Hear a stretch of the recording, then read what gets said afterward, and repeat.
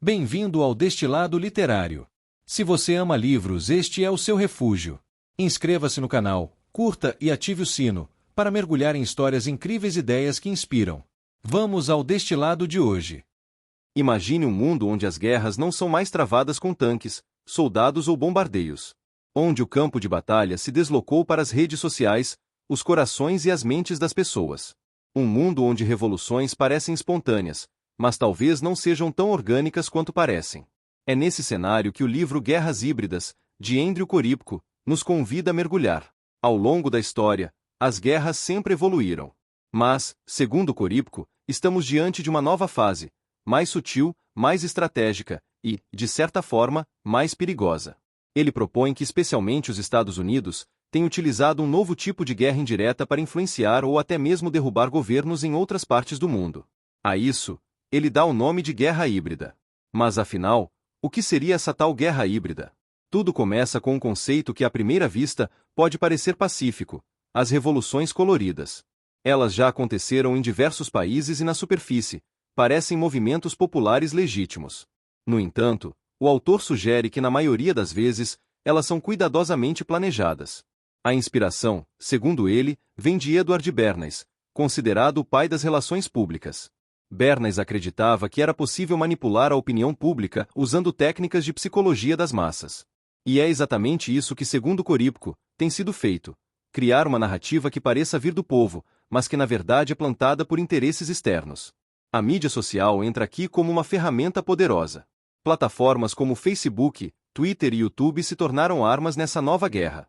Por meio delas, é possível organizar protestos, influenciar a opinião pública, recrutar simpatizantes e, principalmente, moldar a percepção coletiva.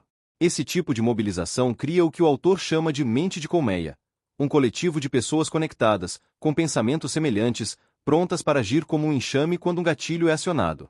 Um caos que parece espontâneo, mas que muitas vezes é cuidadosamente orquestrado.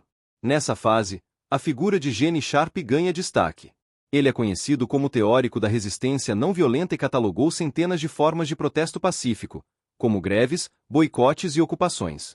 Só que na prática, Korypko argumenta que esses métodos acabam, muitas vezes, abrindo espaço para ações violentas ou paramilitares quando a desestabilização precisa de um empurrão final. E é aí que entra um momento-chave: o acontecimento catalisador. Pode ser um evento polêmico, uma crise provocada ou até uma tragédia amplamente divulgada. Algo que acenda o estupim emocional das massas e leve as pessoas às ruas. O livro detalha como, nesse ponto, elementos como música, celebridades e até festas são usados para atrair jovens e criar a imagem de um movimento popular e espontâneo. Mas essa espontaneidade, segundo o autor, muitas vezes tem um roteiro. E se essa primeira tentativa de mudar o regime, através da mobilização popular, falha? É nesse ponto que entra a segunda etapa da guerra híbrida, a guerra não convencional. Diferente da primeira fase, aqui as ações se tornam mais agressivas. Essa forma de guerra envolve o apoio direto a grupos armados, insurgentes e milícias. É o que o autor chama de golpe rígido. Não se trata de iniciar um conflito do zero, mas sim de acelerar tensões já existentes com ajuda externa, tática, logística e até militar. Essa transição entre as duas fases, da influência psicológica à ação armada, é o que torna a guerra híbrida tão eficaz e difícil de combater. O autor chega a comparar os escritos de Gene Sharp com a primeira parte de um manual, e os manuais militares dos Estados Unidos, como o TC-1801, com a segunda parte. Korypko analisa diversos casos que, segundo ele, seguem esse mesmo padrão. O mais emblemático seria o da Ucrânia, com os protestos do Euromaidan. Lá, o que começou como uma manifestação popular acabou escalando para um conflito civil com participação de grupos paramilitares, culminando na queda de um governo pró-Rússia e na ascensão de um governo alinhado com o Ocidente. Síria, Venezuela e até o Brasil também são citados como exemplos de países onde essas estratégias foram ou estão sendo aplicadas. O autor também alerta para possíveis alvos futuros, como a Grécia, a Turquia e várias nações da Ásia Central. Um dos pontos mais fortes do livro é o argumento de que esse tipo de guerra oferece uma vantagem estratégica imensa para os Estados Unidos.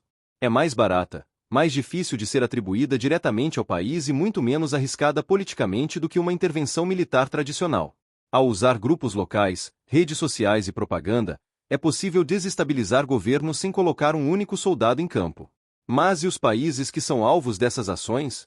Segundo Corípco, muitos ainda não entenderam completamente como essa estratégia funciona, e esse desconhecimento é justamente o que a torna tão eficaz.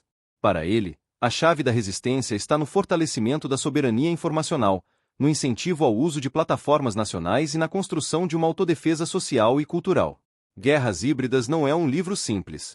Ele exige atenção e disposição para questionar o que parece ser óbvio. Mas, acima de tudo, ele nos convida a refletir sobre como o mundo mudou, e como os conflitos agora se escondem por trás de hashtags, slogans e câmeras de celular. Se antes as guerras eram travadas com armas visíveis, hoje elas se infiltram nas entrelinhas das manchetes, nos algoritmos e nas emoções coletivas. Entender essa nova realidade talvez seja o primeiro passo para não sermos pegos de surpresa. Boa leitura!